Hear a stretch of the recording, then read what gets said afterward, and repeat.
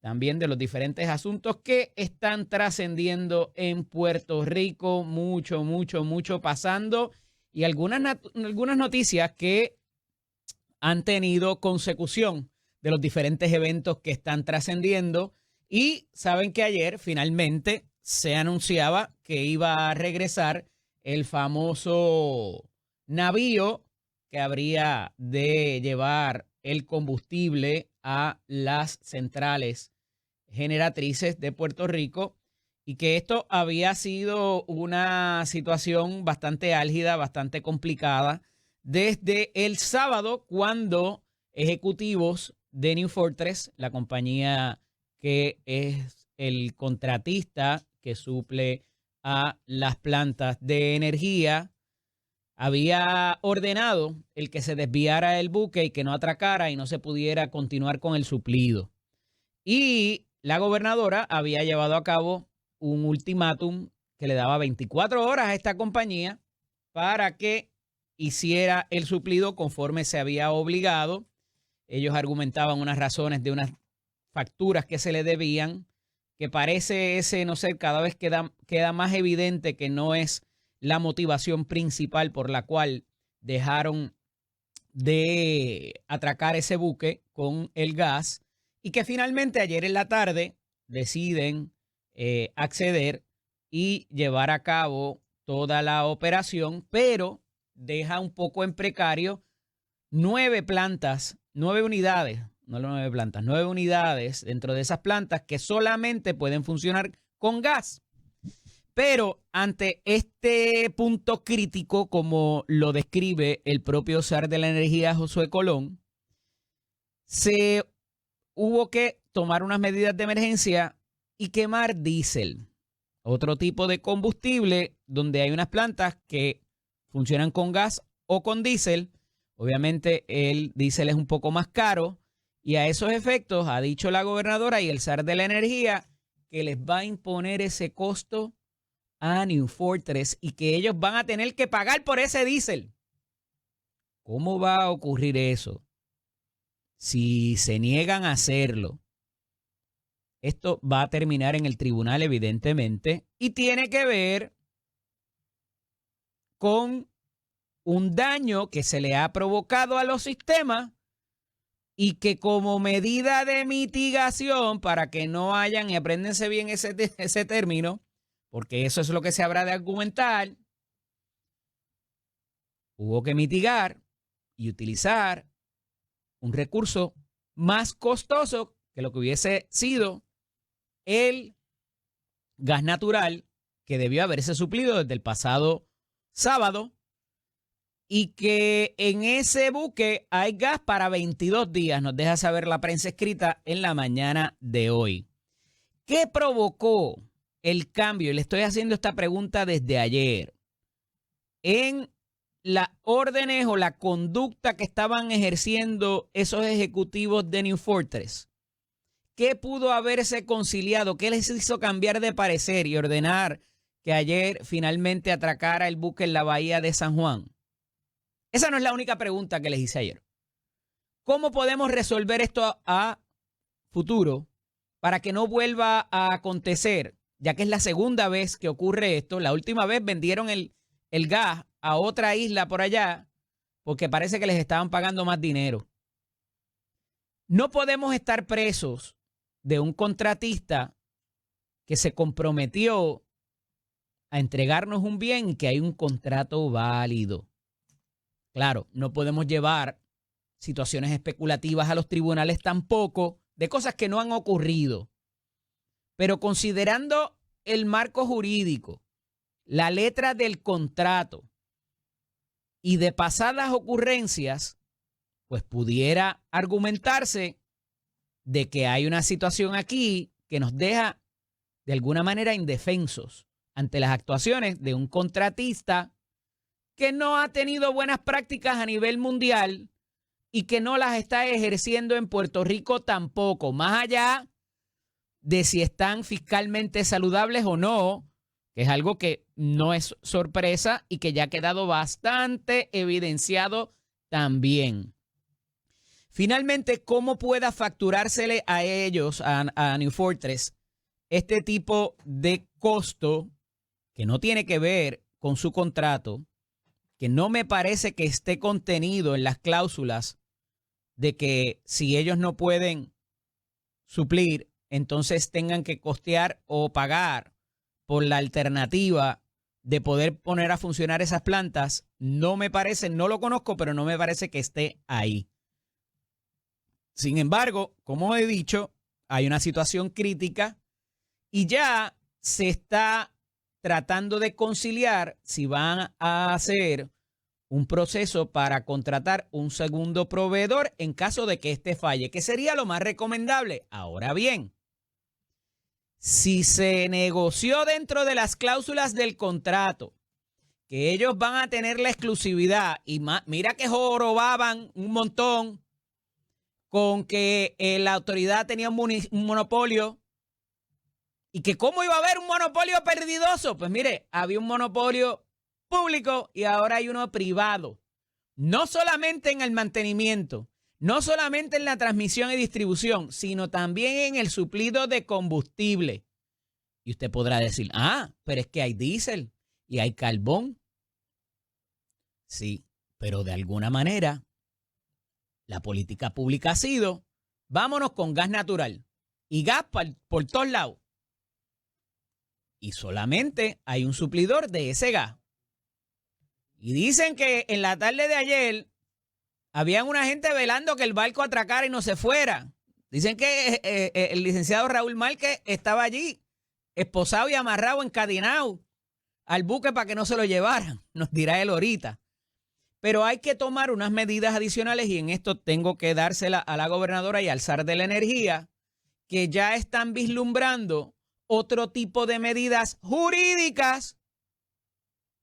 Y a pesar de que pudiera considerarse situaciones especulativas que todavía no han pasado, y esos son los asuntos de umbral de los que siempre les hablo aquí, los asuntos del pasillo para poder llegar a la sala del tribunal y que un juez o una juez pueda decidir, uno no puede ir allí con situaciones que todavía no han ocurrido especulativas. Tienen que ser situaciones reales e inminentes. Y dicho esto, pues evidentemente ya han ocurrido 2 instancias donde esta compañía nos ha tenido rehenes de un suplido de gas. Le podemos quitar el puerto, podemos cancelar ese contrato o ponerlo a la disponibilidad de otro proveedor. Todo eso se dilucidará en el tribunal y estos eventos que han ocurrido ya, donde la conducta, vuelvo y recalco, del proveedor de gas no ha sido la más bonita, ni la más ética, ni la más correcta, y mucho menos de buena fe, quedará como constancia y se utilizará para argumentar de que no podemos dejar exclusivamente en manos de New Fortress el suplido del gas, por lo que representa para la situación energética de Puerto Rico. Mire, el presidente de los alcaldes federados lleva a cabo unas manifestaciones ayer y yo les había adelantado, desde el lunes se los estoy diciendo, que esta situación del proyecto 615 del Senado, que han tronado contra una de las cláusulas de las enmiendas al Código Municipal, esto no era ningún impuesto nuevo, nada. Y nos deja saber ayer Gabriel Hernández, con quien estamos tratando de establecer comunicación, esperamos que podamos hablar con él pronto, para propósito de lo que representa este impuesto a lo que se llama los canales de voz. Y sepan ustedes que esto es un impuesto que está desde el año 1991, cuando estaba la telefónica todavía. Y nos lo recuerda ayer el alcalde federado Gabriel Hernández, el alcalde de Camuy. Y nos deja saber que como la tecnología ha cambiado y de sistemas análogos ahora pasó a digital, esta gente, entiéndase, los presidentes de las compañías de telecomunicaciones particularmente, que alzan su voz en la alianza esta de telecomunicaciones, han estado evadiendo un impuesto que a usted le cobran todos los meses en su factura. No hay un impuesto adicional. Ese impuesto ya existe y se le está cobrando usted a su factura y no lo están remitiendo al CRIM. Que como la tecnología cambió, ahora pudiera aumentarse la cantidad. Perfectamente válido. Pero por eso es que es necesario definir en estos tiempos modernos con las nuevas tecnologías qué es eso de un canal de voz que pudiera ampliar no solamente a la tecnología celular, sino a la de telefonía, sino también a la telefonía fija, quiero decir, más allá de la celular, y a los proveedores de Internet también. Y todo eso se está cobrando en la factura que usted y yo pagamos mensualmente. Pero nos dice Gabriel Hernández que los proveedores están embolsicando este dinero y no lo están remitiendo a donde tiene que ir, que es al Centro de Recaudación de Impuestos Municipales, para que a su vez se distribuya en los diferentes municipios. Así que cuidado con las demonizaciones que se hacen y la información no tan veraz o no tan certera cuando condenan una iniciativa legislativa, que de nuevo es una de las disposiciones que contiene ese proyecto. Hay un montón de otras cosas más, al punto de que el propio presidente de la delegación o el portavoz de la delegación del Partido Popular le votó a favor, porque contiene un montón de otras cosas más. Y nos dijo ayer el propio Luis Javier Hernández de que eso se añadió a lo último y que él no lo vio, pero que no le recomienda a la gobernadora que lo firme y que lo vete. Todo un proyecto de otras cosas que tienen que ver con la finanza y con otros procesos en el Código Municipal por esa clausulita en términos de definir lo que es ese canal de voz y cómo se paga por ello y que se remita como se supone que se haga, porque a usted se lo están cobrando en la factura y eso la Alianza de Telecomunicaciones no lo dice en su convocatoria de prensa ni en sus expresiones.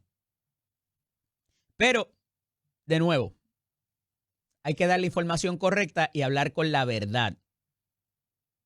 Y mucho más cuando tiene que ver con legislación. Sigue sin fijarse la fecha para la vista de admisión de culpa de la exgobernadora Wanda Vázquez y sus coacusados. Pudiera ser, están buscando unas fechas ahí para agosto.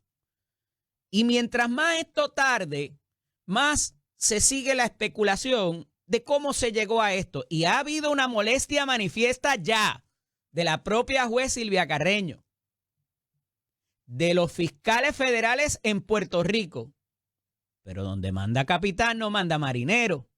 Y esa directriz vino directo de Washington, D.C., en aquella famosa convocatoria que se dio en una reunión entre las partes y que dicen que tiene que ver con la intervención de un abogado que fue abogado del presidente en una de las instancias donde se le acusó criminalmente y que con esa intervención fue que se logró ese acuerdo para que se declarase culpable por los delitos o el delito casi menos grave de recibir donativos de un ente extranjero y no necesariamente por los casos de soborno, corrupción y todo lo demás, falsedad ideológica y todo lo que se le imputaba en el primer pliego acusatorio. Y ante estas molestias o incomodidades, inclusive de la juez, ahí queda pendiente todavía esa fecha. El que se declare culpable por un delito menor y cómo se ha dado toda esta situación y asunto y la discusión, no necesariamente es beneficioso para la reputación y la imagen de la exgobernadora Wanda Vázquez. Y ya hay gente que está hablando de quitarle las escoltas y de los beneficios que tiene como exgobernadora. Eso, como todavía no ha pasado, no ha habido la admisión de culpa, hasta tanto no se dé. Pero mientras, a lo que les quiero llevar es que mientras siga pasando el tiempo, se siguen ampliando las especulaciones y lo que debería ocurrir es que esto se dé ya y pueda seguirse en el proceso que la gobernadora o sus portavoces se expresen finalmente de cómo va a quedar esto. Y mientras no se culmine este proceso, es más detrimental para la imagen y la reputación de la gobernadora Wanda Vázquez. Ayer se realiza un operativo federal desarticulando una organización criminal que utilizaba el aeropuerto Luis Muñoz Marín como trampolín. Una investigación que se remonta al 2018. Estamos a mitad, un poquito más de la mitad del año 2025. Y se identifica cerca de 3.200 kilos de narcóticos con un sistema de mulas a ciudades de Estados Unidos. 17 órdenes de arresto entre un operativo que lleva a cabo Homeland Security, el FBI, la DEA y la Agencia de Tabaco y Armas de Fuego. Un operativo conjunto federal para derrotar este tipo de organización. No, ayer en la convocatoria de prensa a mitad de mañana, no se descarta que haya arrestos adicionales o solicitudes de arrestos adicionales o allanamientos. Así que parece que esto es mucho más complicado y asciende a cerca de 27 millones de dólares el esquema donde se movió esta estructura de narcotráfico. Otro asunto que queda pendiente y que también ha salido a denunciar asociaciones y gremios de profesionales es el reconocimiento universal de las licencias profesionales de otras jurisdicciones donde se hayan pasado reválidas o todo la educación continua y todo lo demás. Y hay un grupo, particularmente este Instituto de Libertad Económica, presidido por Jorge Rodríguez, con quien de vez en cuando comparto en los podcasts que llevamos a cabo, porque hay, dice, 27 estados, dice Jorge, donde ya esto se ha reconocido y está establecido en la ponencia, ¿verdad?, que dio paso a que se aprobara esta medida en la legislatura y que como punta de lanza tiene el hecho de que hay profesiones y hay oficios particularmente donde ahora mismo no se consiguen o como la demanda es más de lo que hay de oferta, se ha encarecido y que necesitamos esa mano de obra particularmente diestra para algunas profesiones. Y algunos de los gremios y asociaciones de profesionales dicen, oye, pero es que aquí hay unas leyes particulares, aquí hay una jurisprudencia de cosas que han pasado en los tribunales que quizás esa gente cuando lleguen a Puerto Rico no la conocen, que ya hay un proceso para ese reconocimiento de esas licencias en ley que requieren de una educación continua y de un conocimiento específico de precedentes jurídicos y éticos también. Y esta parte es importante porque de ordinario o tradicionalmente, como se ha llevado esto a cabo en algunas profesiones e industrias, es que tú haces un acuerdo de reciprocidad con otras jurisdicciones, donde tú dices, ok, tú me reconoces los míos, yo te reconozco los tuyos. Eso no está en este proyecto, hay que decirlo, en esta medida. Simple y sencillamente, tú dices, como hay otros estados que así lo han reconocido, pues yo lo voy a reconocer también. Eso no necesariamente te abre la potencialidad de que si tú eres abogado, médico, ingeniero, ebanista, tapicero, te van a reconocer en Wisconsin o en Dakota tu licencia de Puerto Rico. Porque allá quizás hay otras reglas distintas. Hay unos seguros a veces envueltos en toda la situación, una fianza que hay que presentar en caso de que haya un proceso de impericia. Un caso de impericia. ¿Qué es eso? Que usted, de acuerdo a lo que se obligó para una cierta obra, no necesariamente pueda llevar a cabo o haga el delivery, ¿verdad?, la entrega de lo que se obligó. Y como usted no es residente o ciudadano o como lo quiera poner, pues es más dificultoso para esa persona que es el agraviado ante una situación de impericia. En cualquier industria puede ocurrir esto. Así que ese diálogo continúa, parecen sumarse y ser masiva el rechazo a esta medida y veremos a ver cómo aterriza esto sobre el despacho de la gobernadora y si lo firma o no. Ayer hubo unas expresiones de la gobernadora reaccionando a lo que es la solicitud de interdicto, que lo presentan como demanda, pero esto es un recurso jurídico que no necesariamente es una demanda ordinaria per se, ¿verdad? Para propósitos de cómo lo ve y lo atiende el tribunal. De hecho, se tiene que ver en un mínimo de 24 a 48 horas esta solicitud interdictal para que el gobierno haga y deje de hacer. Y aquí hay varias solicitudes, todas predicadas sobre un asunto de si hay un discrimen político partidista aquí envuelto. Y la gobernadora, entre muchas otras cosas, hace unas expresiones directas. Tengo la cita por aquí y dice: soltaron a ese preso, lo tiraron a la calle y mató a la mujer. Directamente, la responsabilidad es adjudicada exclusivamente al contratista. Gobernadora, me parece que nuevamente no tienen la información completa o falta información o lo que le han dicho no necesariamente es correcto y le exhorto a que se lea el informe que presenta Tomás Rivera Schatz como portavoz de la minoría en el cuatrenio pasado. Eso fue el año pasado, está fresquecito todavía. Y que vea la participación que tuvo la Corporación de Fondos de Seguro del Estado y el propio Departamento de Corrección, que es quien firma la liberación en su día de Hermes Ávila. El contratista no tiene facultad de autoridad en ley para liberar a nadie. Y esta reiteración sobre la responsabilidad que pudo haber tenido o no el contratista, lo que hace es que complica la situación del discrimen político que le están argumentando. Porque ellos mismos admiten haberle donado dinero al candidato contrario a usted en la primaria. Así que, en ese sentido, parece inclusive validar porque las expresiones preceden el usted haber entrado en el puesto de la gobernación.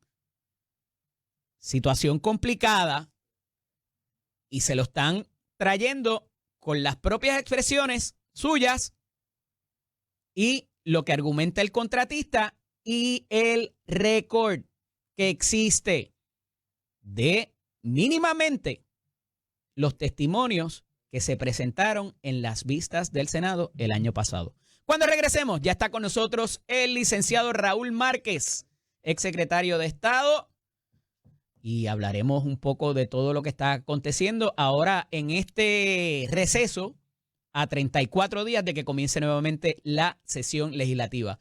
Esto es Nación Z con el licenciado Eddie López. Los miércoles nos acompaña el licenciado Raúl Márquez, exsecretario de Estado. Buenos días, Raúl, y bienvenido. Buenos días, Eddie. Un saludo a ti y a todos que nos ven y nos escuchan. Mira, muchas cosas pasando, pero este asunto de el suplido de gas, y ayer tuvimos oportunidad de hablar cuando llegaba el buque, y llevo haciendo ciertas preguntas de cómo evitamos esto a futuro, porque no es la primera vez. Ya había habido un suplido que se interrumpió y terminó vendiéndose a otra isla y después dijeron que era que no había o que algo había pasado, pero para acudir a los tribunales, y ahorita hablaba de eso, tú necesitas llevarle al juez o a la juez un asunto que sea un daño inminente. Tú no puedes decir, pues que ya esto ha pasado anteriormente y puede que pase de nuevo. Entonces, ¿cómo preventivamente, sin violentar el contrato, sin violentar la ley, podemos asegurarnos que algo tan importante como el suplido de energía sea constante y no se interrumpa? Eddie, aquí hay varios recursos o varias herramientas que tiene el gobierno de Puerto Rico ante sí para tomar acción en contra de lo que hizo New Fortress, ¿verdad? La primera, y como lo ha estado reclamando la gobernadora, es un cumplimiento de contrato. Aquí llegó una barcaza y por alguna razón que todavía desconocemos, New Fortress la retiró y se la llevó.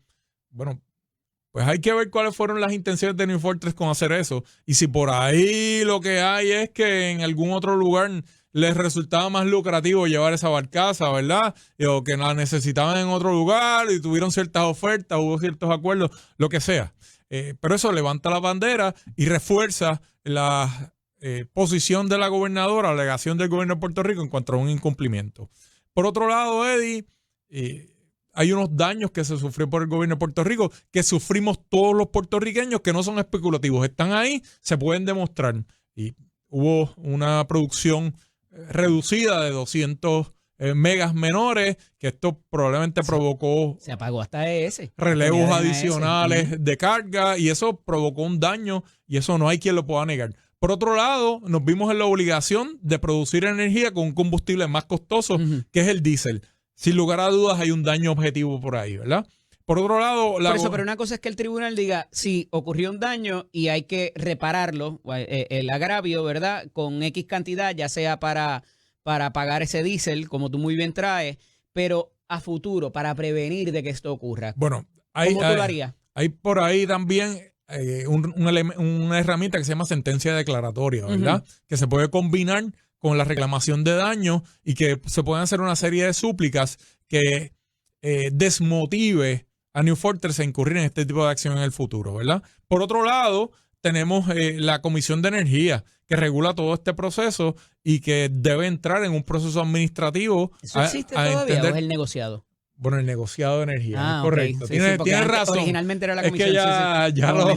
Es que los nombres han cambiado recientemente, correcto. Y han cambiado con frecuencia del 2017 a 2018 para acá y a veces uno le pierde el paso a esto. Pero sin lugar a dudas, el gobierno de Puerto Rico tiene distintas herramientas. Por ahí también está la APP del muelle con puertos que de cierta manera está atado a este suplido, que es otro frente por el cual el gobierno de Puerto Rico puede entrar a desmotivar a New Fortress a incurrir en este tipo de acción en el futuro. Ahora que me dice eso del cambio de nombre de las instituciones y la Oficina de Protección al Consumidor, ¿eso existe todavía? La verdad es que... Sería interesante porque al final del día el daño lo sufre el consumidor. El gobierno de Puerto Rico tiene múltiples herramientas para meterle mano a esta gente. Y que presente... No, pero bueno, de nuevo, es mucho más visible o factible, quiero decir, el hecho de que nos reparen lo que ya ocurrió. Por otro lado, pero fíjate que lo que te pregunto es cómo prevenimos de que esto vuelva a incidir. Sí, pero esta gente son tan frívolas. Esta gente son tan frívolas. Y como dice la gobernadora, ya no confía en ellos y yo tampoco. Que son capaces de haber calculado cuál era el daño que iba a sufrir el gobierno de Puerto Rico y el pueblo de Puerto Rico. Y vendiendo la barcaza en otro lugar dice, bueno, con eso compensamos los daños y todavía ganamos dinero. O pagamos las multas y ganamos dinero. ¿Verdad? Hay que ir por todos lados. Eddie, y algo más que no se ha comentado o se ha comentado poco, es que aquí hay un asunto de seguridad nacional. ¿Verdad? Y entonces... hay que explorar si hay leyes federales también. El Patriot Act contempla la interrupción de utilidades. Entonces aquí hay acciones criminales federales. Pero claro que las hay. Así para que los ejecutivos que dieron la orden. Yo te diría a ti que yo no descansaría o yo no escatimaría las herramientas que utilizaría para meterle mano a esta gente.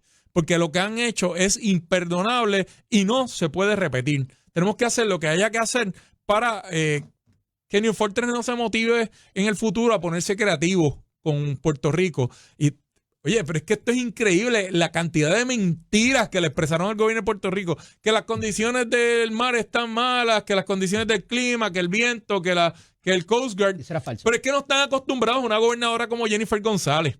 ¿Por qué hizo Jennifer González? Cogió el teléfono y llamó al capitán del Coast Guard y le preguntó qué está pasando con la barcaza. Se enteró de la verdad. Eso ningún gobernador iba a hacerlo. Y yo no creo que tampoco hubiésemos tenido un gobernador con los pantalones que tuvo Jennifer González, de darle 24 horas para que estuviera aquí la barcaza, de advertirle de las consecuencias, porque los gobernadores aquí se esconden detrás de segundos, de terceros, de cuartos y de quintos para decir las cosas. Pues Jennifer González cogió el micrófono y les dijo, les voy a cancelar el contrato, y aquí en 24 horas está la barcaza. Y ayer, para todo lo que apostaba lo contrario, ella estaba en el tercer piso de Fortaleza con la barcaza de fondo. Los ejecutivos hayan decidido regresar la barcaza, ordenar a que regresara la barcaza al puerto, fue a instancias de... No tengo duda. Otro gobernador que no tuviera los pantalones que tiene Jennifer González. Se intimidaron con Jennifer González. Es que a otro gobernador no lo hubiesen traído a la barcaza, hubiesen pasado semanas. No es que se intimidaron con Jennifer González. Con el ultimátum es que vieron que Jennifer González iba a tomar las medidas para proteger al pueblo de Puerto Rico. ¿Tú crees que ellos no sabían eso antes? No se imaginaban que Jennifer González iba a tener esa reacción. Porque es que eso aquí no ocurre. Eso aquí no ocurre. Y estamos viéndolo de frente. Las críticas que tienen con Jennifer porque está dando la cara siempre, porque está respondiendo siempre. Pues mira, esto es parte de esa actitud de nuestra gobernadora, que no escatima y no teme a los grandes intereses ni a las corporaciones grandes para proteger el pueblo de Puerto Rico. Esta corporación tiene serios problemas fiscales de cash flow y por unas inversiones que se hicieron fuera de Puerto Rico no tienen que ver con la operación de Puerto Rico. Y de hecho, ese es uno de los parámetros que ha utilizado el negociado y ahora lo levanta la Junta de Supervisión Fiscal también, de que no hay, tanto para la innovación de ese contrato que le daba los 110 millones, así también como para la del suplido de gas a 15 años, han demostrado resistencia por esa salud fiscal de la corporación. Eso no debería ser uno de los fundamentos principales para no haber contratado con ellos. Lo que pasa es que ya tenemos el contrato. Yo estoy claro. Ya los tenemos aquí. Estoy claro. Entonces, mientras estén proveyendo el gas, mientras estén proveyendo el combustible y cumpliendo con su contrato, bueno, pues independientemente de lo que esté pasando en otro lugar, aparentemente hasta ahora estaban cumpliendo o no había habido un gobernador con los pantalones para exigírselo como lo hizo Jennifer González y como lo hizo Josué Colón públicamente y denunciar la situación. Bueno, si ahora cambia la circunstancia, cambia su disponibilidad y su capacidad para cumplir, pues hay que tomar medidas. Entonces, lo que pasó. Contratos se firman en el 2018. Llegamos 7 años después y los tenemos allí. Si están supliendo y están cumpliendo, eso es una cosa. Comienzan a hacer lo que hicieron la semana pasada, va a cambiar el juego. Pero el del suplido de gas se firmaría ahora, porque es el que está considerando el negociado y dijo que tiene serios señalamientos. Y yo creo que conforme a lo que dijo Jennifer González, las actuaciones de New Fortress en estos días afecta seriamente la posibilidad de que firmen futuros contratos. Te lo pregunto porque me parece que esa factura que ellos dicen que se les debe del 2020 no necesariamente es la realidad por la cual ellos decidieron virar el barco. Eso fue una excusa baratísima, ¿verdad? Porque si desde el 2020 le deben los 9 millones de dólares. No se les ha firmado el contrato de 15 años. Porque pretenden que el gobierno de Puerto Rico funcione a punta de pistola y de chantaje. Y eso no funciona así. Eso no funciona de esa manera. Con otros gobernadores tal vez funcionaba. Hoy no. Ahora no. Y se les olvidó que están en una jurisdicción norteamericana. Parece que sí. Parece que sí. Mira, más allá de esto, las posturas o no usualmente, sino recientemente, debo decir, del negociado no necesariamente parece estar de acuerdo con la política pública de la gobernadora. ¿Pudieran venir cambios ahí, sospechas en la cúpula o en los nombramientos del negociado de energía? La gobernadora ha sido muy clara. Porque ella era la que estaba empujando lo de los 110 millones, la innovación de ese contrato. Aquí hay una sola gobernadora, Eddie López, y es la responsable de implementar la política pública del gobierno de Puerto Rico conforme a la plataforma del Partido Nuevo Progresista que tiene la autoridad en ley para cambiar la cúpula del negociado de energía. Yo ¿No está acorde con la política pública de ella? Honestamente, desconozco si se basa en términos, ¿verdad? O de qué forma se nombran los miembros. Ricardo Rosselló lo hizo un momento en la junta de la UPI. Pasó. Del negociado, pero no sé si se puede hacer lo mismo en la junta del negociado. Sin lugar a dudas, todas las personas que están llamadas a servir al pueblo de Puerto Rico en este momento lo tienen que hacer conforme a la política pública del Partido Nuevo Progresista de Jennifer González. Del Ejecutivo. Definitivamente. Pues está obligado. Pues escúchalo. Todos los componentes del gobierno de Puerto Rico están obligados a actuar conforme a la política pública del Partido Nuevo Progresista que en este momento la está implementando Jennifer González. Ella trajo una plataforma de gobierno y todos están obligados a actuar conforme a esa plataforma de gobierno. ¿La gobernadora ha cambiado de posición en cuanto a la innovación de ese contrato que le da los 110 millones de dólares adelante versus las bonificaciones? Yo no he escuchado a la gobernadora decir lo contrario. Ella ha asumido una posición pública y yo... Hasta este momento es la posición que ella tiene. Si en algún momento existe algún factor distinto, una información distinta a la que ya tuvo ante sí para tomar la determinación y cambie de determinación, así lo informara. Por tanto, hasta ahora. Pero hasta ahora yo no le he escuchado decir lo contrario. Lo mejor que puede haber es novar ese contrato, cambiar las condiciones para que no bonifiquen y adelantarle los 110 millones de dólares. Hasta ahora yo no le he escuchado decir lo contrario. Y el negociado ha dicho que no, y de hecho ordenó devolver los 40 millones de dólares que se estaban utilizando como reserva, que ya se habían conseguido, devolvérselos a los clientes para no darles esos 110 millones de dólares. Por eso te digo que es contrario. Claramente se trata de un proceso administrativo que no ha culminado. Por eso, pero si la gobernadora favorece darle los 110 millones y cambiar las condiciones y el negociado no lo hace, evidentemente la política es contraria. Y el gobierno de Puerto Rico se debe mover para proveerle al negociado la información necesaria que se convenza de que esto es lo correcto para el gobierno de Puerto Rico. Ese es el otro problema que tiene Luma, que voy para allá mismo. Pero lo que te quiero decir es que parecería que ha habido no un arrastre de pies, sino una consideración más de lleno en algo que anunció la gobernadora, que quería la gobernadora y que ahora se están levantando unos asuntos sobre ello. Y por eso te traigo el asunto de si la política pública de la gobernadora es contraria a lo que está haciendo el negociado de energía. No tengo el detalle de lo que está considerando el negociado, la información que tiene ante sí el negociado para no recomendar o no reconocer, no aprobar ¿verdad? Esta innovación del contrato. Pero ciertamente el gobierno de Puerto Rico, los funcionarios del gobierno de Puerto Rico tienen la obligación de respaldar a la gobernadora en esta determinación y están obligados, si así lo establece el estatuto y los reglamentos, ¿verdad?, a demostrarle al negociado de energía que es lo correcto y que debe aprobar este acuerdo. Si aún no lo han convencido, tienen que moverse a ellos, a aprobárselo, a demostrarlo, a convencerlo. 3 o 4 en esta administración que firmó la gobernadora, una de ellas, no puede ser hasta las 5, no lo sé, pero es ley. La facultad para multar a los operadores del sistema eléctrico en $25,000 diarios. Eso no ha ocurrido en los 190 y pico de días que llevamos de administración. ¿Por qué no se hace uso de eso? Yo le he preguntado a todo el mundo, mano, 195. ¿Sabes lo que hay que preguntarle al negociado? El negociado es quien tiene esa facultad. Correcto.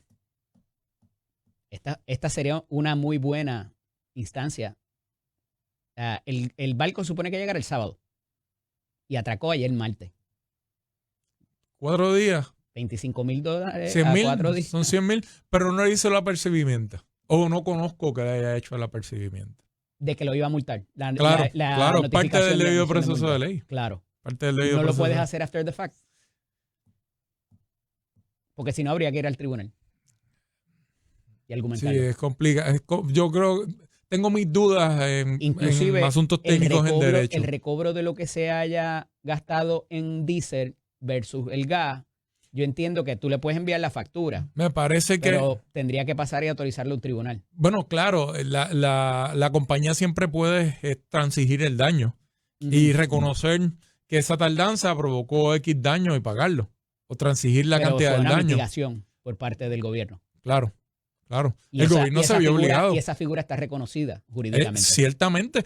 Pero, Eddie, tú tienes 2 alternativas. La parte lo puede reconocer voluntariamente y llegar a una transacción o pues que nos veamos obligados a comprarlo judicialmente a cumplir con su obligación. En el caso de Luma, Raúl, te decía ahorita también ante el negociado está una petición de información que ya han tenido 3 extensiones de término para ellos proveer información que debe estar en sus récords, en sus manos, y tampoco pasa nada para propósito. Esto es otra en la lista de la libretita de Josué. No puedo llegar a esa conclusión sin conocer el contenido del requerimiento de información y cuánto tiempo pueda tomar. O sea, es que esto es un asunto sumamente técnico y muchas veces estos requerimientos de información se ven en una línea, pero esa línea requiere mover un sinnúmero de aparatos y de herramientas que toman mucho tiempo. Y hay que ver qué tipo de acción requiere de Luma y cuánto tiempo tomaría para poder concluir si es razonable o no el solicitar la extensión del término. No pueden desganchar, no pueden solicitar un recobro a FEMA. No te confundas, yo no lo estoy defendiendo. Eso ya está en la libretita de Pablo Escobar de Josué Colón, para propósitos de constatarlo. Josué Colón ha estado, según él ha expresado públicamente, recopilando la información y las acciones de Luma, haciendo el récord para cancelar el contrato de Luma. Si ellos han incumplido con ese requerimiento de información de forma irrazonable, yo te aseguro que está dentro de esa libretita. No obstante, en campaña la gobernadora había dicho y se comprometió como otros candidatos a la gobernación que iba a cancelar el contrato de Luma, que Luma se iba. Claro que sí, pero sería totalmente irresponsable votar a Luma y dejar a la isla oscura. Yo te aseguro que si sacamos a Luma y nos quedamos en un apagón en menos de 24 horas, están suplicando que Luma regrese.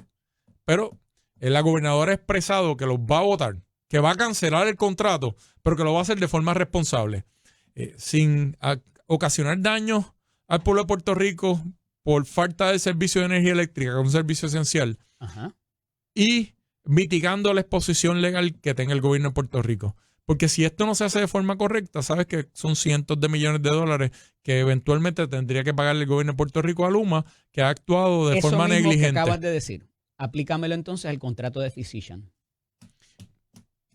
Pero porque es un servicio esencial. Las letras están en la pared. Feliciano. Las letras están en la pared. Igual que las de Luma. Las letras están en la pared. Lo que pasa es que en el caso... No. China con China, botellas con botellas. Physician llegó... ¿Tú quieres cancelar Perdóname, Eddie, perdóname. ¿Tú quieres cancelar el contrato? Vamos a ver los hechos. Physician llegó sustituyendo una compañía anterior que hacía este tipo de servicios. Es que es el cómo. Y llegará otra y lo sustituirá. Es distinto. Para propósitos de cancelar el contrato de Luma, se tomó la decisión de hacer la libretita de Pablo Escobar y llevar a cabo todos los incumplimientos. Eddie, es que a alguien le cabe duda de la negligencia de Physician en el caso de la liberación de Hermes. Cálmate, vamos a llegar ahí. Pero es que tú de verdad lo vas a cuestionar. Vamos a llegar ahí, cálmate. La responsabilidad que tiene. Está bien, igual que la tiene Physician, igual que la tiene Luma. ¿O es que hay gente que no quiere defender a Luma, que quiere defender a Physician? Vamos a llegar ahí. Para propósitos de cancelar el contrato de Luma, se determinó una vez la gobernadora llegara al puesto de hacer un assessment, ¿verdad? Un tipo de cernimiento donde se constatara los incumplimientos. Y se hizo. Y se lo está haciendo el SAR de Energía. El de Luma lo está haciendo, el de Physician se hizo. Porque la gobernadora no llegó. ¿Quién? Es que, Eddie, la gobernadora no llegó el 2 de enero y le canceló el contrato. Estamos hablando de que en campaña se habló de cancelar. Pasaron meses. En campaña se habló de cancelar 2 contratos. ¿Por qué para uno hay que recopilar datos y por qué para otro ya está la mente hecha? El de Physician se recopiló. Yo te aseguro a ti que se recopilaron los datos y que se está actuando conforme a la información y los hallazgos que han tenido. ¿Qué ha tenido quién? El Departamento de Corrección, en este caso, el gobierno de Puerto Rico.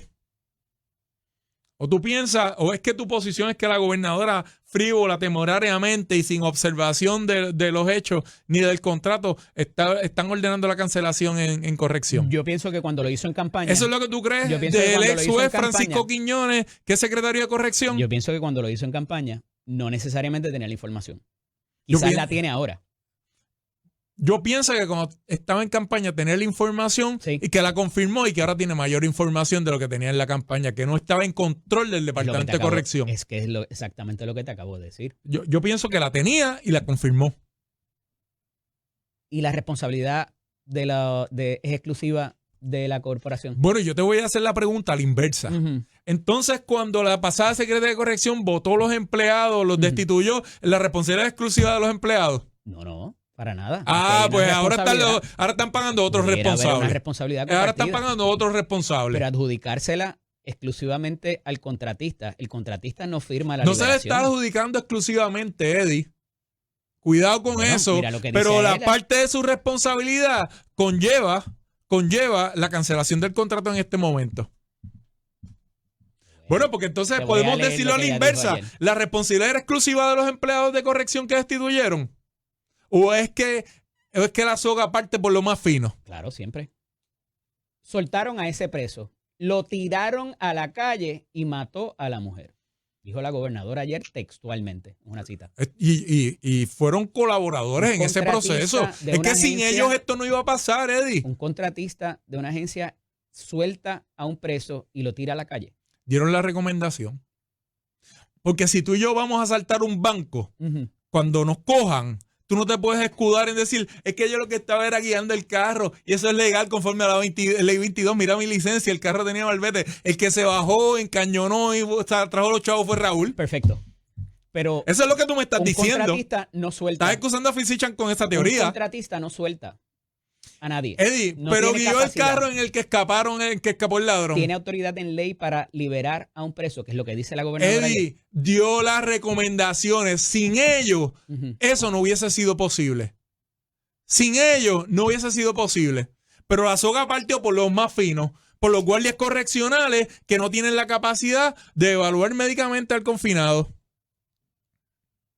Ellos estuvieron allí, ahora no lo pueden negar. Yo no creo que lo nieguen. Pues no lo pueden negar, no pueden negar su responsabilidad y su negligencia. Cuando la gobernadora en campaña hizo la expresión de que iba a cancelar ese contrato, ¿estaba motivada políticamente por ellos haberle hecho... Para nada, eso es un chicle que se partió. Están tratando de estirar un chicle, están yéndose, mira, por la tangente, buscando excusas, pero no tiene que ver nada. Yo te lo aseguro, que traigan la prueba. Physician no le donó... Que traigan la prueba. Physician no le donó, o los dueños de Physician no le donaron a la campaña de la gobernadora. No lo sé, no me importa tampoco. New Fortress, dicen que los miembros de New Fortress, no lo sé, no me consta, pero dicen que los miembros de New Fortress le donaron a la gobernadora. ¿Y qué pasó? A la gobernadora le tembló el pulso en exigirle que cumplieran y en decir que les iba a tomar cuentas en contra de ellos y que iba a actuar en contra de ellos, que el gobierno de Puerto Rico iba a actuar en contra de ellos. ¿Tú crees que una donación va a mover el ánimo de Jennifer González? Pues sepan que no.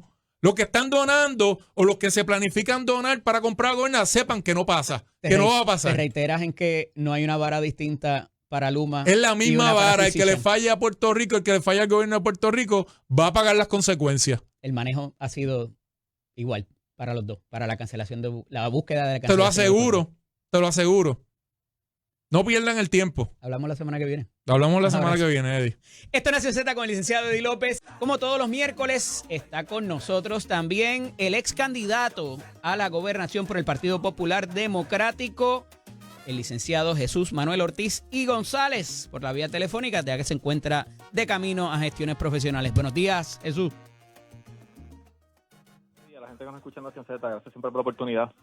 Mira, hemos visto algunos movimientos con esto de la refundación del Partido Popular Democrático, donde hay figuras de Movimiento Victoria Ciudadana y hasta el PIB haciendo su ingreso al Partido Popular Democrático. ¿Esto es nuevo? ¿Es una fluctuación que existe conforme quien sea el candidato? ¿Cómo lo ves? Bueno, pues yo lo veo positivo. Obviamente en la política siempre es bueno seguir sumando gente. Es un proceso que se da elección tras elección, ¿verdad? En todos los ciclos pues entra y sale gente de los partidos.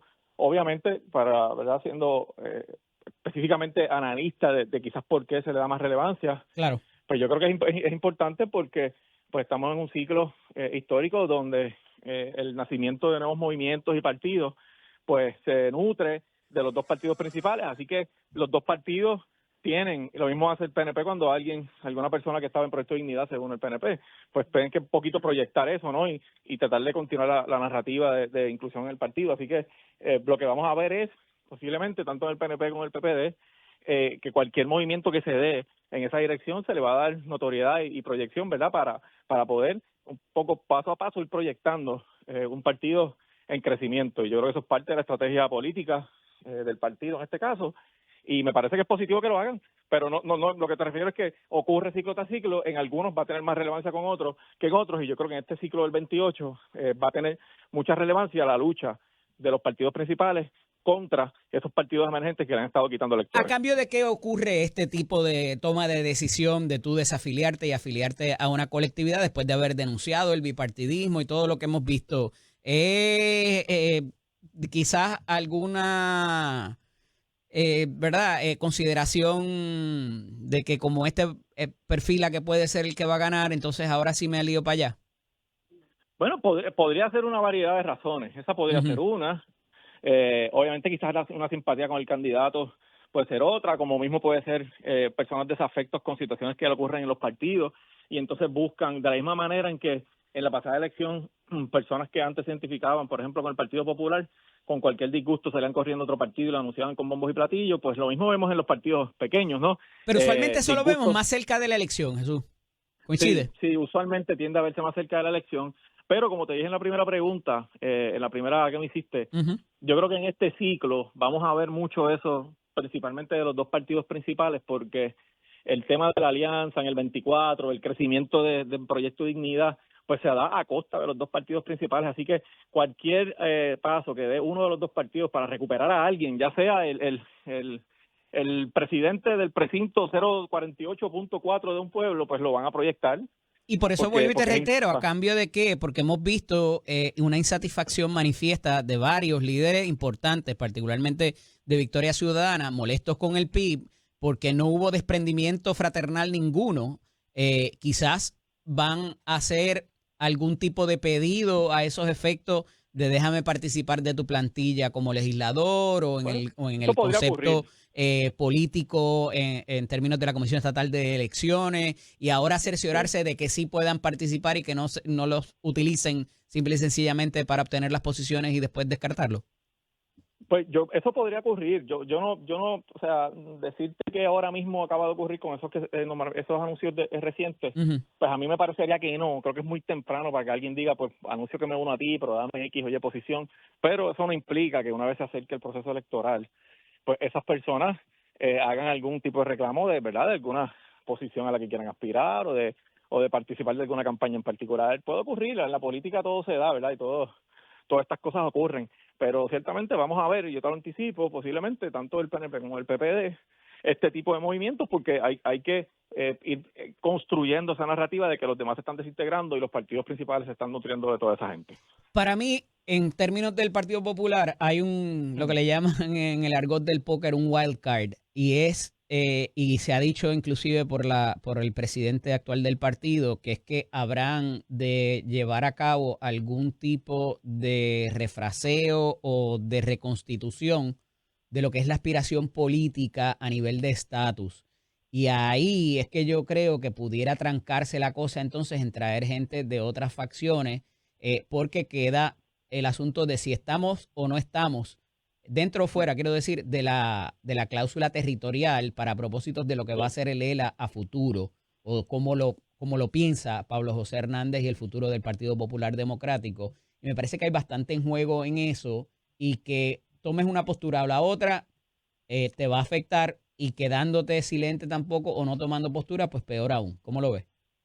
Sin duda, yo coincido contigo en que ese ha sido y va a seguir siendo el tema más difícil para el Partido Popular, porque un partido de centro como lo es el PPD, pues se nutre de personas de distintas vertientes, y cuando llega el momento de discutir el estatus, ahí es donde se complica la ecuación, ¿verdad? Ya vi en estos días, me parece que Adolfo Kranz decir que la refundación, que la renovación dentro del Partido Popular tiene que incluir que no rechacen la estadidad. Ya lo escuché decir eso, ¿verdad? O vi un titular por ahí diciendo eso. Pues ese tema, cuando llegue el momento, va a ser crucial para ver cuánta gente se va a sentir cómoda. Claro, yo creo que este 25 de julio, que el presidente estará ofreciendo un mensaje, pues no dudes que empieza a construir una narrativa en términos de lo que será la aspiración de estatus. La clave aquí, me parece a mí, va a ser que el Partido Popular logre articular un mensaje que, aunque sea de estatus, no esté basado en la discusión chiquita de las definiciones, ¿verdad? Que no sea que pueda excluyente. articular, correcto, una definición o un planteamiento ideológico que vaya más detrás de una agenda programática que de una victoria ideológica de un estatus, ¿verdad? Y yo creo que eso es posible. O sea, la búsqueda, por ejemplo, de la paridad de fondos en los distintos programas, más participación en las determinaciones que toman Estados Unidos y que nosotros debemos participar, son dos puntos, por ejemplo, en el que la mayoría de la gente puede estar de acuerdo. Cómo se articulan y cómo se hace que todo el mundo se sienta de alguna manera cómodo va a ser la clave para que el tema del estatus no sea otra vez la razón principal de la división. Digo, pero es que aquí no hay puntos medios, particularmente en lo que significa la cláusula territorial. Either you're in or you're out. No lo hay, pero en algún momento, Eddie, hay que tirar una línea aquí. Y fue parte del mensaje que yo traté de llevar en el 24. ¿Por qué hay que tirar la línea? Si no hay ningún requerimiento de que se defina lo que es el Estado Libre Asociado a futuro. No hay ningún tampoco esfuerzo válido para cambiar nada. Entonces, ¿por qué vas a motivar lo que le pone a pelear a la colectividad desde adentro? Cuando hablo de tirar la línea, me refiero precisamente a eso. ¿Cuántos pensamos realmente que aquí hay una oportunidad de adelantar algo al estatus?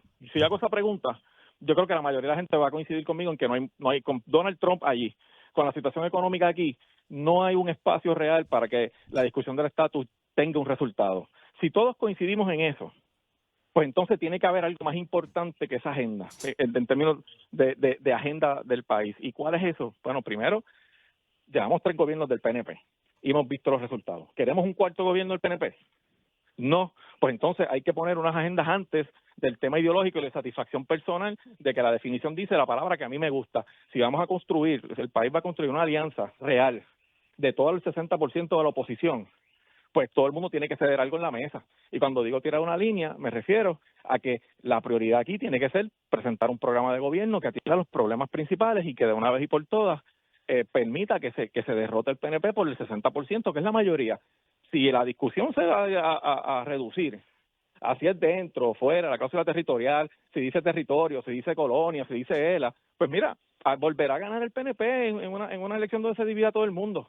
Si va a ser la prioridad o no, pues los jugadores que tendrán a cargo eso tienen que tomar decisiones. Y a eso es a que yo me refiero con tirar la línea. Así que yo pienso que el presidente del Partido Popular tratará de construir algún discurso donde quepa mucha gente, donde hable de unos puntos programáticos específicos y que no esté sustentado exclusivamente en una definición de estatus, porque en este momento no se va a adelantar nada sobre ese tema. ¿El Partido Popular por sí solo, su militancia, gana una elección frente al Partido Popular, frente al Partido Nuevo Progresista, o requiere de asistencia para propósitos de otros grupos que no necesariamente sean del Partido Popular? Requiere asistencia, por decirlo de alguna manera. No, el Partido Popular solo no le gana una elección al PNP, porque el PNP tiene un núcleo más grande de Corazón de Rollo, tiene una base más grande, y el Partido Popular, los electores, que también, ¿verdad?, es una explicación muy personal, ¿verdad?, que tengo, los electores del PNP siguen un partido que es ideológico y que su único fin es la estadidad, así que todos caben dentro de eso, y aunque se molesten y retrayen sillas en el salón, al final la estadidad los une. En caso del Partido Popular, es una agenda mucho más amplia en términos de calidad de vida. Sí defendemos una fórmula de estatus, pero la fórmula de estatus es el vehículo, no realmente el fin último. Así que eso es positivo porque te permite aglutinar, pero es negativo en la medida en que la pega, el pegamento, la razón para mantenerse unidos es más débil que la del PNP. Por cualquier cosa salen corriendo y votan por otros o no votan. Entonces, eso hace que el Partido Popular busque cómo unificar una agenda que sea más fuerte que cualquier delirio de tener la razón o de que mi definición sea la que prevalezca, que es lo que hemos visto en el Partido Popular en los pasados 3 o 4 ciclos. Así que necesita alianzas, necesita gente que no se identifiquen como populares, pero que tengan una agenda en común, y populares que, aunque toda la vida se han definido así, no tienen ningún problema con votar con otros partidos, porque buscan una razón momentánea para emitir su voto. Así que sí necesitan electores de otros partidos distintos al PNP. Establecido eso, ¿cuáles mares son más fértiles para pescar votos para el Partido Popular? ¿La izquierda, la derecha, el Partido Nuevo Progresista, Victoria Ciudadana o el PIB, o en el caso de Proyecto Dignidad? ¿A quién le pudiera restar más votos dado las circunstancias actuales de cómo ha quedado la parte político-partidista? Mira, yo creo que en política una semana es mucho, ¿verdad? Y todavía falta ver cómo se desarrolla este cuatrenio. Yo pensaría que la primera misión del Partido Popular tiene que ser fortalecer su núcleo, ¿verdad? Tiene que ser aglutinar nuevamente a los populares y todos esos que están sueltos por ahí, traerlos de alguna forma. Tú tienes que empezar fortaleciendo ese núcleo, y la ventaja que tiene en este caso el presidente es que tiene todo un cuatrenio para hacerlo, es que no se perfilan primarias para su posición, lo cual va a evitar divisiones como ocurren en las primarias. Y una vez tú unifiques ese centro, ese núcleo, ese corazón del rollo, ¿verdad?, esa base, pues tienes que salir a buscar electores de afuera. Yo pensaría que hay campo hábil en ambos extremos, en la medida en que la división del PNP con la gente de Pierluisi todavía sigue siendo marcada, y tú y yo que nos movemos en estos mundos, pues hablamos todos los días con gente que son del PNP, pero no están contentos con este gobierno, y dependiendo del candidato popular, podrían verse atraídos. Por ejemplo, un Pablo José Hernández, que es un candidato de centro derecha en algunos temas, ¿verdad?, más conservador en ese sentido, más proamericano, pues no enajena estadistas, ¿no? De la misma manera, electores de la izquierda va a depender qué pasa con el tema de la alianza, ¿no? Cuánto eso se cuaja, cuán de verdad, cuán cierto es que van a continuar haciéndolo. Y si al final se logra llevar el mensaje de que hace falta esa coalición para derrotar al PNP, creo que hay donde pescar en ambos extremos. Pero todavía falta mucho. El partido yo creo que tiene que enfocarse ahora en fortalecerse institucionalmente y en garantizar que la fuga es la menor posible y después buscar de afuera. ¿Cuán importante es el aspecto generacional? El elector promedio del Partido Popular está quizás en 50 plus, por decir la parte de arriba, y hay gente de 80 y pico, 90 años ya, considerando de que el Partido Popular ya lleva fuera del poder y de ser gobierno, inclusive los servidores públicos y todo lo demás que eso encumbra, para propósitos no solamente del electorado, sino de ese ejército electoral también que requiere de un partido para organizarse, y evidentemente ahora con la cuestión del voto adelantado, el voto ausente y todo lo demás, llevar todo a cabo todos esos procesos es complicado con un electorado ya mayor y llegarle a las generaciones más jóvenes también, que quizás esa parte se le hace más fácil o es más viable para Pablo José Hernández por su juventud versus hablarle a los adultos mayores. Mira, es una ecuación que es compleja, ¿verdad? Porque el electorado, como tú mencionaste en la premisa, del Partido Popular es un electorado mayor, ¿verdad? Es un electorado que participa, ¿no? Así que tú no puedes enajenar ese sector, tienes que cultivar, claro, volvemos otra vez a las circunstancias particulares de cada elección. Cada candidato es distinto y tiene fortalezas distintas. En el caso del comisionado residente, pues él tiene unas fortalezas institucionales, ¿verdad? Por su abuelo, ¿verdad? Por su familia, que lo conocen, que tiene una base amarrada quizás antes de ser candidato, porque viene de esa raíz, ¿verdad? Y eso es importante a la hora de ver dónde él tiene que recoger más votos. Así que ese sector mayor, que probablemente vio a su abuelo siendo gobernador, que caminó con su abuelo, está ahí sentimentalmente y él lo tiene bastante, yo creo que me parece a mí bastante agarrado por eso, y ahora va a ir cultivando cada vez sus méritos, ¿verdad? Para fortalecer esa base, ¿no? Así que él tiene un reto, pienso yo, en la población joven que no conocieron a su abuelo, que quizás ven a las personas que están en los distintos partidos principales como iguales, populares y PNP, y tiene un reto para atraer esa base joven que no lo conocieron a su abuelo y que tienen que conocerlo a él. Él tiene las herramientas, me parece, en términos, ¿verdad?, de su posición actual. Es la segunda posición más importante, va a tener exposición pública, tiene el tiempo para poder llegarle a esa gente. Así que es un ejercicio dual, es mantener esa base unida, seguir ilusionando la base con los recuerdos, ¿verdad? La base es mayor, me refiero, de lo que fue la era de su abuelo, que eso le ayuda a él a fortalecerse, y construir una nueva base, un nuevo Partido Popular, un nuevo mensaje para esos electores más jóvenes, para que no vean el Partido Popular como un partido del 48, ¿verdad? Sino ni del 38 ni del 52, sino un partido que se ha rejuvenecido de alguna manera y que tiene un camino nuevo que recorrer. Así que hay un reto. Tú mencionaste algo bien importante, el tema electoral. Yo creo que la clave para la elección del 28 es el equipo electoral del Partido Popular. El voto adelantado llegó para quedarse.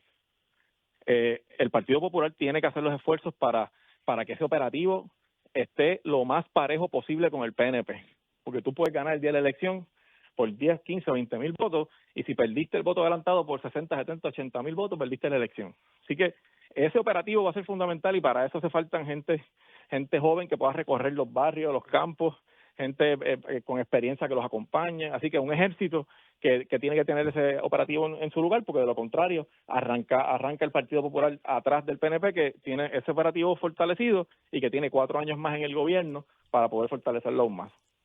Jesús, la Subcomisión de Asuntos Insulares e Indígenas, que a su vez se reporta a la Comisión de Recursos Naturales del Congreso, tendrá una convocatoria hoy donde habrá de discutirse asuntos relacionados a la Junta de Supervisión Fiscal, luego de que se les había convocado hace como mes y medio para ver cómo van caminando los asuntos. Esto se ha traído dentro del marco de la moción esta de censura, de la permanencia de la Junta y de que la Junta tiene que irse y que hayan cambios a promesa para que la Junta se vaya, más allá del peligro de que recompongan esta Junta y nos manden 7 vaqueros leales al presidente Trump. Detecta. ¿Qué debe pasar allí hoy? Porque lo que se ha adelantado es que esto tiene que ver con por qué no se ha resuelto la quiebra de la Autoridad de Energía Eléctrica y no se le ha pagado a esas 3 firmas de bonistas que son donantes a su vez de algunos de los miembros de esta comisión. Pues mira, es lo que yo te voy a decir lo que yo creo que debería pasar y después te voy a decir lo que temo que pase.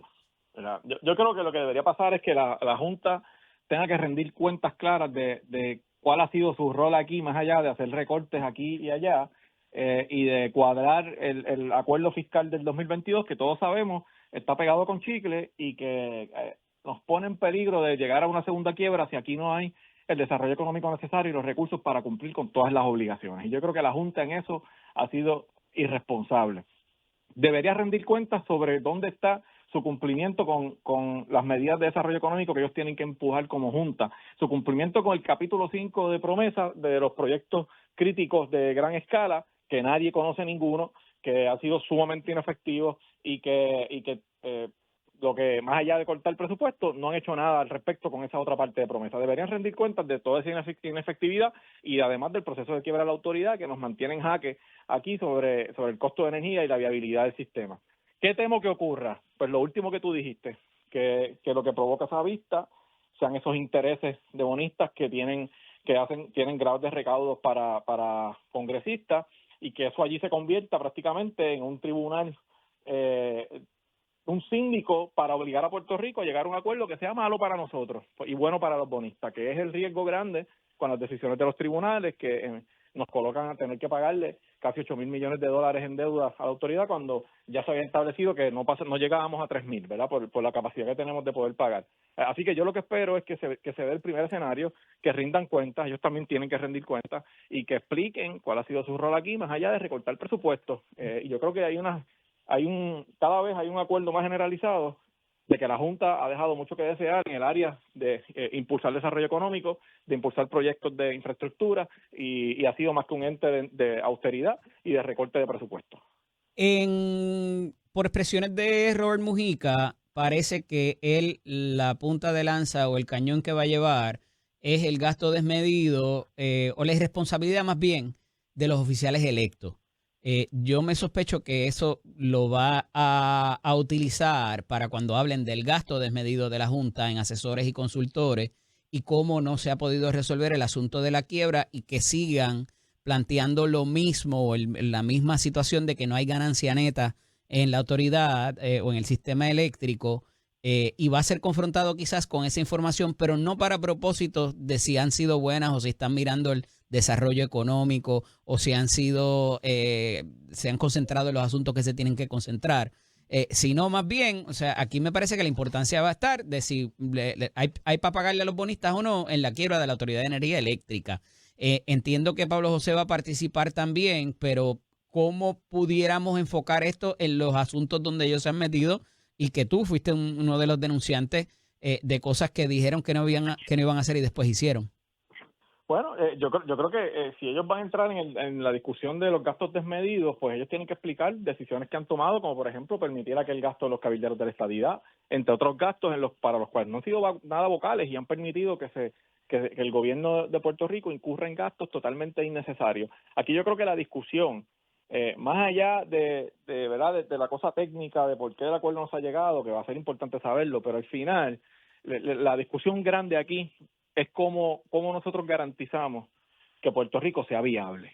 O sea, ¿cuál es el acuerdo que necesitamos para que todas las partes salgan beneficiadas? Quizás no de entrada, quizás el recorte de deuda sea más del 50, 60, 70%, pero si yo garantizo que una jurisdicción pueda pagarme el 40%, vis a vis pedirle el 80% y que al final no logre pagármelo porque no hay recursos para hacerlo, en ese caso pierde todo el mundo, pierde Puerto Rico porque se nos vacía la isla, pierde el gobierno porque no tiene los recaudos que necesita para operar, pierden los bonistas porque no tiene el dinero Puerto Rico para pagarle y aquí pues todo el mundo tiene que ceder algo en la mesa.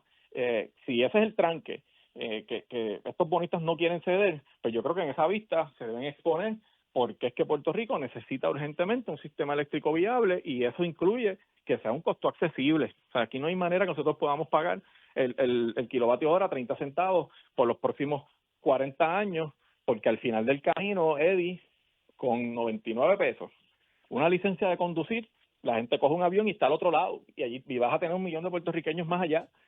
Y aquí pues no vamos a ser viables. Así que yo creo que esa discusión se tiene que dar más amplia. Quizás las diferencias que tenemos en términos filosóficos pues son buenas discutirlas, pero no puede ser el 100% de la discusión. Tenemos que llegar a algo que sea razonable, a un acuerdo que beneficie a todas las partes ahora y en el futuro. Gracias, Jesús Manuel. Hablamos la semana que viene, Dios mediante. Seguro. Un abrazo. Siempre a la orden. Bueno, Jesús Manuel Ortiz, ex candidato a la gobernación por el Partido Popular Democrático, siempre los miércoles aquí con nosotros para hablar de algunos de los asuntos del país. Regresamos en breve, luego de la pausa, no se vaya nadie. Esto es Nación Z con el licenciado Eddie López. Mire, ayer me llega una información acerca de una situación que se está dando en cuanto a unas alertas que les está llegando de parte ahora de los dealers de vehículos y que no necesariamente son reales, y esto, ¿verdad?, trasciende a través de la Oficina de Innovación y Tecnología, donde parecería, y oiga, luego de ver lo que uno recibe, ¿verdad?, de parte de los concesionarios de vehículos de motor, cuando está a punto de vencerse el tiempo para llevar el carro a servicio, y es un mensaje que se está enviando por mensaje de texto y le solicitan cierta información y a comunicarse con unos números de teléfono. Y esto pues levanta banderas porque de ordinario pues uno recibe cierto tipo de notificación oficial del concesionario. Mira, ya es tiempo de que lleves tu carro al servicio, nos llamas para hacer una cita. Me parece que aquí lo más responsable o lo más recomendable más bien es hacer la llamada directo al concesionario cuando se recibe este tipo de comunicación, no al número que establece el mensaje. Y obviamente, si usted tiene un carro de una marca y le llaman o le envían un mensaje de un concesionario de otra marca o donde no fue donde usted compró el vehículo, también levante banderas en cuanto a eso. Lo que usted no puede hacer bajo ninguna circunstancia es seguir cualquier enlace que esté en ese mensaje o llamar a un número que no necesariamente sea el del concesionario donde usted compró su vehículo. Entienda usted que está cercano el término de vencimiento para llevar el carro a hacerle su cambio de aceite y filtro o lo que sea, la rotación de las gomas, lo que se hace en los servicios regulares. Pero a través de esto, pues pudieran tener acceso a sus datos o ser óbice de algún tipo de esquema fraudulento. Así que lo más recomendable es no siga ninguno de los enlaces ni llame el número que está ahí. Usted comuníquese con el vehículo, con el concesionario donde compró su vehículo y no vaya a ser víctima de robo de identidad o de sus datos o de algún tipo de información financiera. Así que debidamente alertados para estos propósitos, ¿verdad? Y ya que esto se está dando mediante comunicaciones, ya sea mensaje de texto, en WhatsApp o cualquiera de los correos electrónicos también.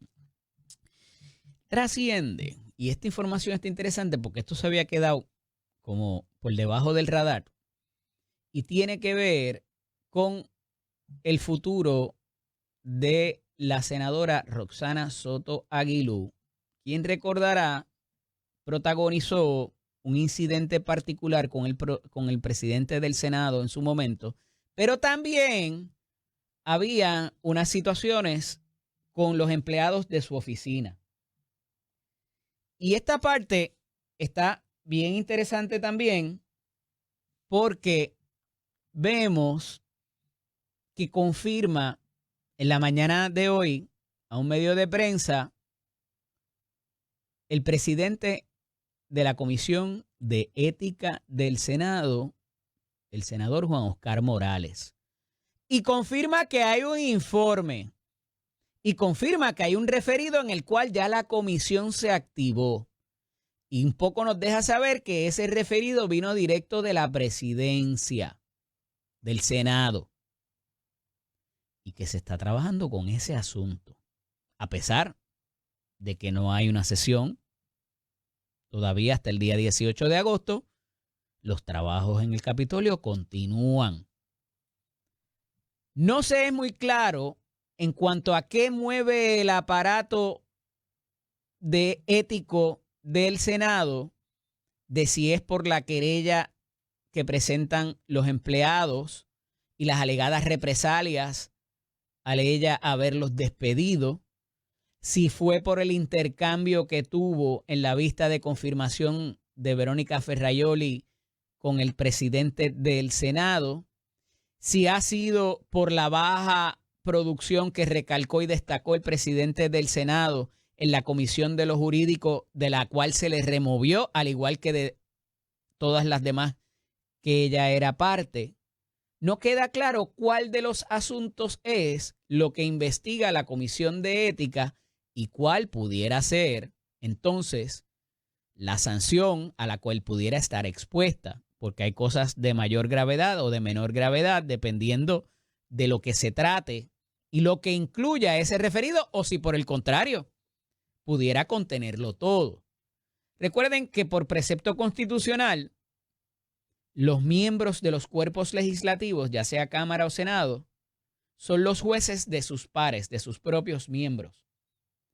Y para amonestarlos, sancionarlos o hasta expulsarlos, tiene que haber una cantidad mínima de legisladores de cada cuerpo que estén de acuerdo con ello. Ese es el proceso establecido en la Constitución, por razones muy particulares. De hecho, a un legislador, durante la sesión ordinaria o extraordinaria corriendo, no se le puede arrestar, a menos que sea un delito grave o algún otro tipo de consideración extrema, porque pudiera propender, y los padres y madres de la Constitución en su momento vieron venir que pudiera acontecer un suceso donde se le tire una cáscara o se le cree un caso a un legislador para que no vaya y ejerza su voto, ¿verdad? Y ante eso tienen lo que se llama la inmunidad parlamentaria.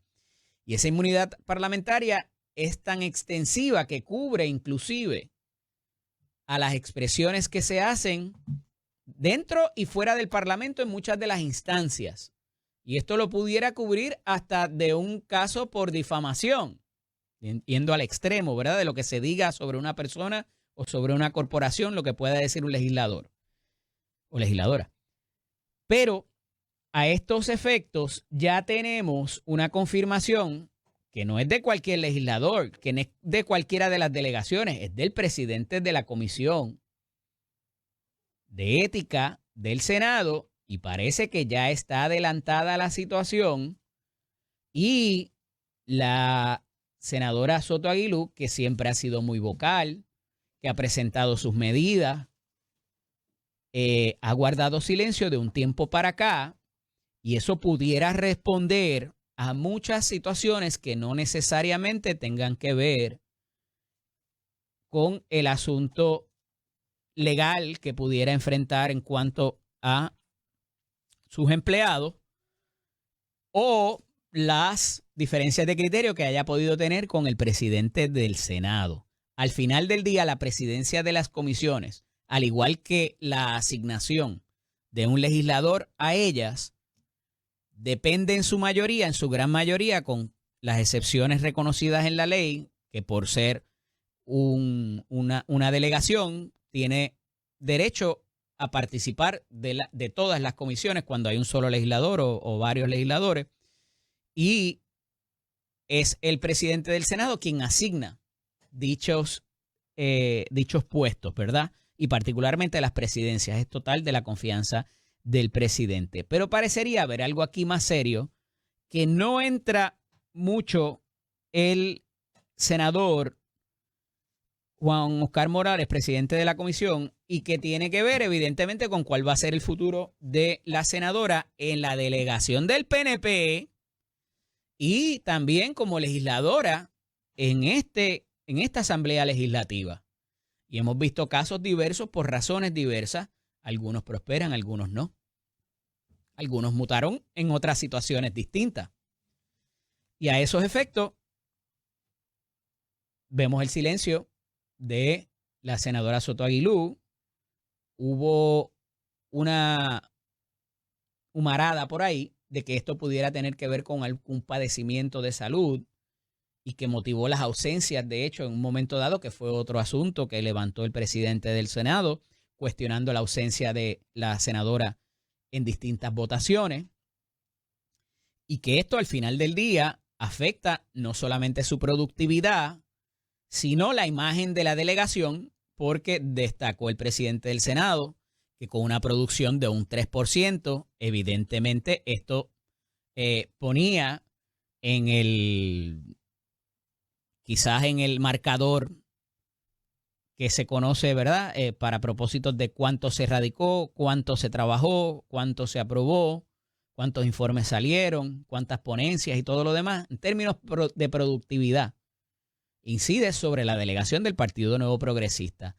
Que de eso de por sí solo vaya a ser suficiente para que la expulsen de la delegación o del cuerpo, no creo.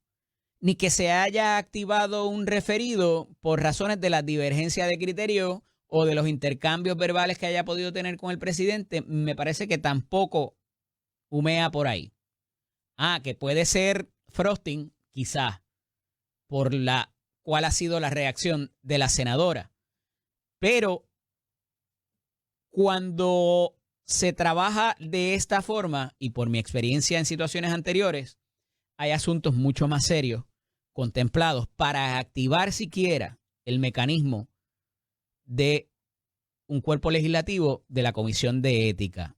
Y por una razón muy particular, y es que existe la percepción, no lo vamos a negar, ¿verdad? No nos vamos a cerrar la posibilidad, existe una percepción de que los legisladores, irrespectivo de partido, cuando vienen asuntos álgidos así o de naturaleza cuestionable, se cubren las espaldas y se tiran toallas. Y eso, ¿verdad?, requiere de un asunto de transparencia de cómo se trabaja en los procesos desde sus inicios. Y que después no haya, esta percepción no sea sumada, ¿verdad? O no sea aderezada de alguna forma con que por un asunto de un tecnicismo legal la querella quede sin atenderse o se desestime, ¿verdad? Como ha habido percepciones en asambleas legislativas pasadas, donde dice, pero mira, por un tecnicismo jurídico de que esa persona no tenía conocimiento propio y personal, pero si eso salió en el periódico, ¿cómo va a ser que pueden decir que no había conocimiento sobre eso? Bueno, pero requiere que se ponga bajo juramento la información y que a esa persona que está presentando la querella le conste. Es por eso que de cierto tiempo para acá, la mayoría de esos referidos lo hace el presidente o presidenta del cuerpo, y sea quien eleva la querella para que se investigue y continúe su trámite. Ha habido instancias en las cuales se contrata un investigador o investigadora, más allá de lo que pueda hacer la propia comisión en las citaciones y entrevistas que hagan. Así que se ha manejado de manera distinta, pero aquí, al haber la confirmación de Juan Oscar Morales y al haber dejado saber lo que ya ha dejado saber cuando estos procedimientos de ordinario no se da mucha información, me parecería a mí, en mi sentido común, en mi experiencia y mi instinto, que se trata de situaciones mucho más graves y que pudieran constituir, más allá de una amonestación, multa o de las sanciones que hemos visto en un pasado reciente. Así que veremos a ver cuál es la reacción, si alguna, de la senadora, del presidente del Senado o de cualquier votación que pudiera someterse esta situación a los diferentes miembros de la Comisión de Ética, y cuál va a ser el futuro de la senadora Soto Aguilú en la delegación del PNP y en el Senado de Puerto Rico. Veremos a ver por dónde aterriza esa nave espacial. Mire, hay un asunto que está atado a todo esto de la energía renovable y que ya ha quedado bastante evidente, porque a diferencia de cualquier otro proceso de quiebra, en este se le ha dado mucha más visibilidad y transparencia, y no es para menos. Cuando teníamos casi el 90% de los hogares que se han, ¿verdad?, que se han adscrito a este tipo de energía renovable, con equipos de energía renovable, el 80-90% de las personas que lo han financiado ha sido a través de esta compañía que se declara en quiebra, y que una de las primeras cosas que hizo fue publicar la lista de la gente a la que le debían dinero. Y hay dos de los proveedores, particularmente de energía renovable, que son quienes instalan los equipos, quienes los venden y quienes le dan el servicio. Porque esto tiene un componente y una vertiente adicional que voy para allá ya mismo. Y a esos efectos, le deben entre los dos proveedores principales que se han anunciado aquí, pero no les voy a dar el anuncio de gratis. Les deben $80 millones. Y ahí, dentro de esos $80 millones, están inclusive las comisiones de los vendedores. Y los instaladores, que ya probablemente cobraron, pero está la deuda del consumidor con esa compañía. Y de ordinario, como eso es una creencia, es una deuda, ya la compañía ha anunciado que está vendiendo sus activos. Y dentro de la lista de activos está esas deudas que tienen las personas que han instalado estos equipos en sus casas con esa compañía. Y saben que esas deudas, al igual que las hipotecas, al igual que a veces los préstamos de auto, se venden en el mercado abierto, se vende la cartera y usted termina pagándole a otra corporación, a otra empresa distinta a la cual usted firmó. Pasa con las tarjetas de crédito también. Y ahí es que entonces la puerca empieza a entorchar el rabo. Porque hay un aspecto también de quién me da el servicio y que yo no estoy contento con el servicio que me están dando y mi equipo me salió defectuoso. Y entonces voy a las agencias a que me resuelvan. Y yo pagué, yo estoy pagando. Ah, hay un instalador, porque esta compañía que se va a la quiebra es quien está a cargo del financiamiento, no necesariamente de la instalación y la garantía del equipo. Entonces, muchas veces nuestra reacción es, si no me dan el servicio o el equipo me salió defectuoso, lo dejo de pagar. Eso no es así. Una cosa no necesariamente tiene que ver con la otra. Que un tribunal puede determinar después o un organismo administrativo pueda determinar de que usted hay que devolverle el dinero o no tiene que pagar, eso es otra cosa. Pero usted de por sí, eso es como el ejemplo que siempre les doy del dueño o el casero de una propiedad comercial o residencial que por usted no pagar le cambia la cerradura o le saca sus cosas a la calle. Eso no se puede hacer. El Estado de Derecho lo prohíbe y a usted no le pueden interrumpir así usted no pague. Hay que ir a un tribunal, hay que solicitar una orden y los alguaciles lo desahucian más adelante y el tiempo corre.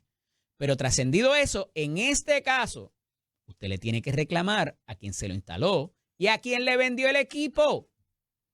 Subsidiariamente, después de esa responsabilidad, entonces viene al que usted le está pagando el equipo.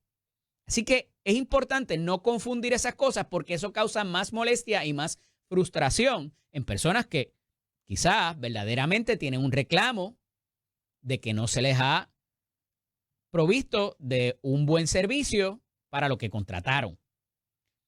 Esto desincentiva el que se sigan vendiendo más equipos, porque las compañías se siguen anunciando, siguen instalando, siguen dando mantenimiento, siguen vendiendo equipos adicionales como placas que se dañan o baterías.